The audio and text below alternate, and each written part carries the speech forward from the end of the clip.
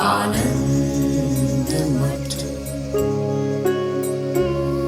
आनंद मठ और ऋषियों की अनमोल धरोहर को संजोएं।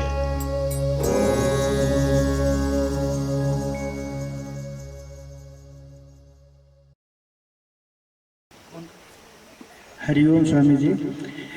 स्वामी जी, आपकी कृपा से, आपके दया दृष्टि से, दिव्य दृश्य विवेक के माध्यम से हम सभी लोग परमात्मा का बोध करने की प्रक्रिया में हैं। अभी तक जो जाना है कि वो परमात्मा इंद्रियातीत है, त्रिगुणातीत है, कोई प्रयास नहीं, कोई प्रयत्न नहीं। लेकिन हम स्वामी जी देखते हैं कि सृष्टि में जितनी भी भूमियाँ हैं, कहते हैं कि सब परमात्मा की हैं।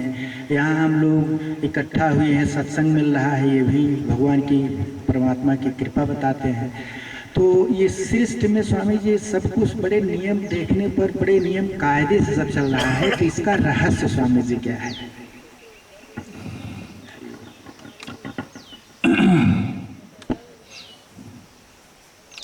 सृष्टि नियमबद्ध चल रही है, इसका कारण क्या है? इसका कारण है इसको बनाने वाले की समझदारी।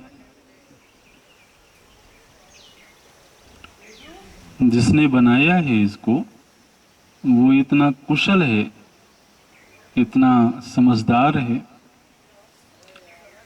कि सब कुछ ऐसी व्यवस्था से बनाया कि अपने आप ही चीज़ें चलती रहें, बीच में कोई रुकावट ना आवे। तो ये ईश्वरीय प्रबंधन है।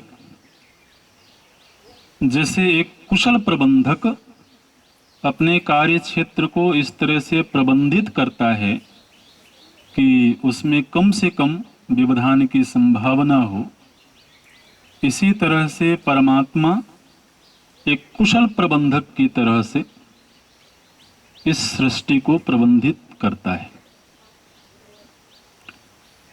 और उसी नियम के आधार पर ये व्यवस्था चलती है। भीषास्माद वातः पवते भीषो देति सूर्य। वेद भगवान ने कहा कि ये जो हवा बह रही है ना, किसने इसको कहा है कि तुम बहती रहो? जो प्रबंधक होता है उसके अनुशासन का भय ही वहां के कर्मचारियों को अपने अपने कार्यों में संलग्न रखता है। इसी तरह से इस सृष्टि के जितने भी महत्वपूर्ण घटक हैं, ये सब नियमबद्ध तरीके से अपने अपने कार्यों में संलग्न हैं। वेद भगवान कहते हैं उस परमात्मा के द्वारा ये सब नियंत्रित हैं। भीषास्माद वातः पवते। हमको सुबह उठने में भले देर हो जाए, सूर्य देवता को विलंब नहीं होगा। उनके लिए जो समय निर्धारित है वो उस समय पर उदित हो जाएंगे। उनके लिए जो अस्त का समय निर्धारित है वो अस्ताचल की ओर चले जाएंगे। भीषो देति सूर्य। वेद भगवान ने कहा कि सूर्य इतने नियम निबद्ध होकर के कैसे समय पर उदित हो रहे हैं? बोले उसके बहस।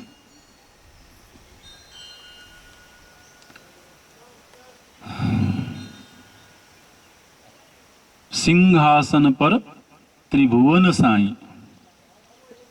जब प्रभु श्री राम जी राज्यारूढ़ हुए, जब प्रभु श्री राम जी का राज्याभिषेक हुआ श्री अवध में, उस समय पर श्री वशिष्ठ जी ने देवताओं से दिव्य सिंहासन मांगा और प्रभु श्री राम जी उस दिव्य सिंहासन पर आरूढ़ हुए। गोस्वामी जी ने वहां संकेत किया कि कोई इस भ्रम में ना रहे कि राम जी आज राजा बने। सिंहासन पर कौन बैठा है? त्रिभुवन साई, साई माने राजा, मालिक। तो इस समय जो सिंहासन पर आरूढ़ हुआ है वो अभी राजा बन रहा है, ऐसा नहीं।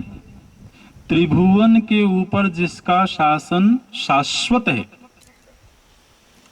वो श्री राम लीला करते हुए इस समय पर श्री अवध के राजा बन रहे हैं।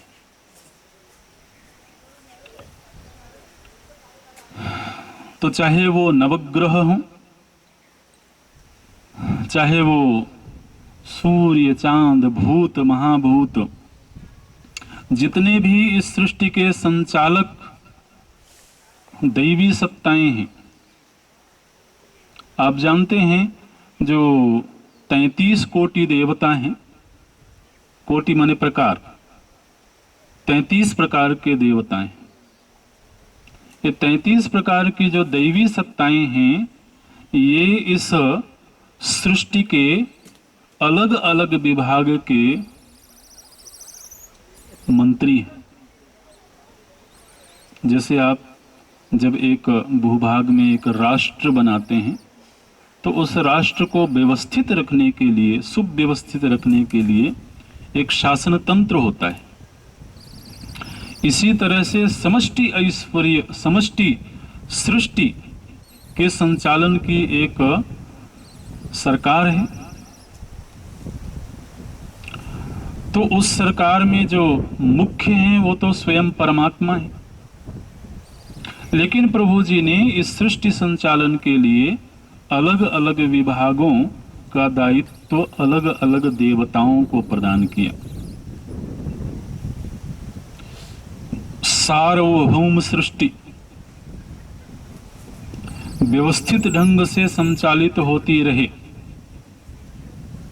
उसके लिए कुछ शक्ति संपन्न लोगों को वो कार्य देना है। तो वो कार्य क्षेत्र 33 प्रकार के मुख्य तौर पर निर्धारित हुए, उसके अलावा और भी हैं। तो 33 कोटि देवता हैं। कोटि माने करोड़ नहीं, कोटि माने प्रकार। तो सब अलग अलग तरीके से, जैसे आप सुनते हैं कि वृष्टि के देवता कौन है, बोले इंद्र देवता है। तो अब इंद्र देवता के विभाग में ये कार्य है कि धरती में किस जगह पर कितनी वृष्टि करनी है, कब करनी है। जैसे आपका इरिगेशन डिपार्टमेंट होता है ना, कुछ ऐसे ही।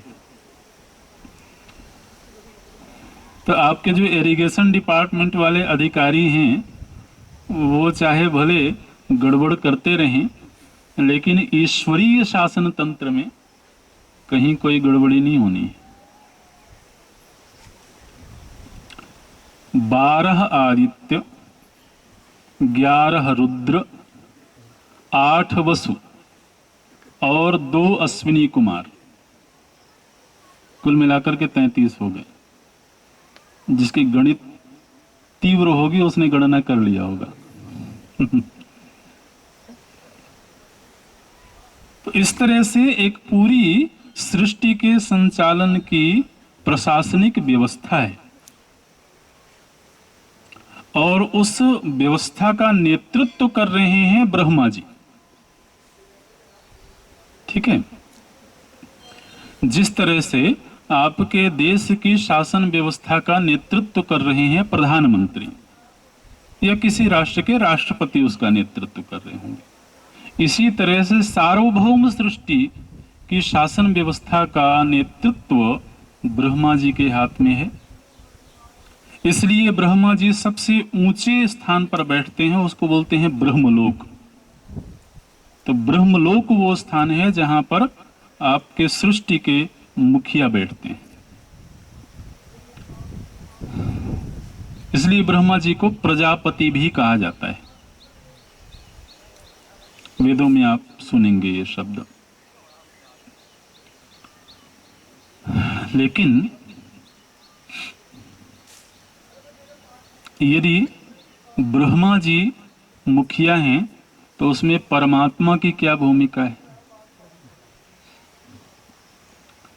आपसे एक प्रश्न पूछते हैं, आप विचार करिएगा। विचार करेंगे तो आपको इस प्रश्न का उत्तर स्वतः मिल जाएगा। जैसे हम जिस जगह पर बैठे हुए हैं, अगर ये जगह सरकारी है, तो इस जगह का आधिपत्य किसके पास में है? सरकार के पास में। सरकारी है तो सरकार के पास आधिपत्य है, भारत सरकार के पास में। ये भारत सरकार कौन है?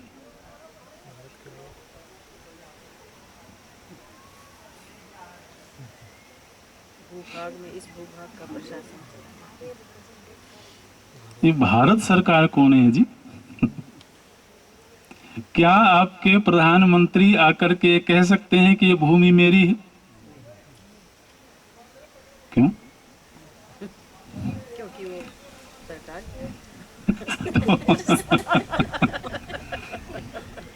तो वो सरकार कौन है? उसको लाके खड़ा करो यहाँ पर। सरकार यहाँ बैठी है।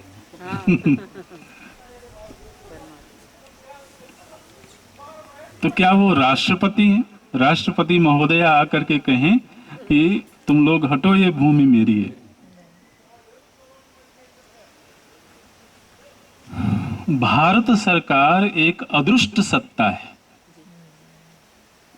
उस अदृष्ट सत्ता की अभिव्यक्ति अलग अलग लोगों के जरिए हो रही है ना। इसी तरह से ईश्वरीय सत्ता है, वो एक अदृष्ट शक्ति है। उस अदृष्ट शक्ति का जब मानवीकरण कर दिया जाता है तो वो श्री राम होते हैं।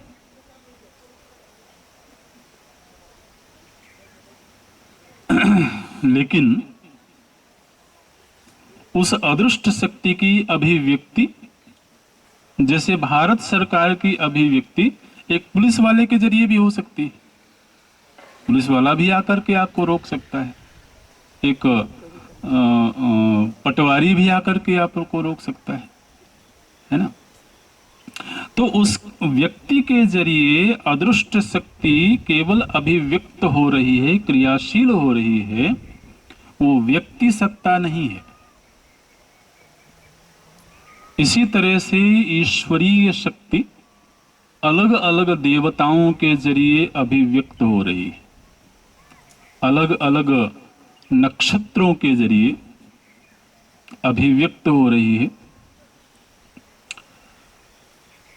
इसीलिए यदि कोई व्यक्ति सीधे उस परमात्मा की शरण में ही होवे तो उसे किसी देवता से डरने की आवश्यकता नहीं।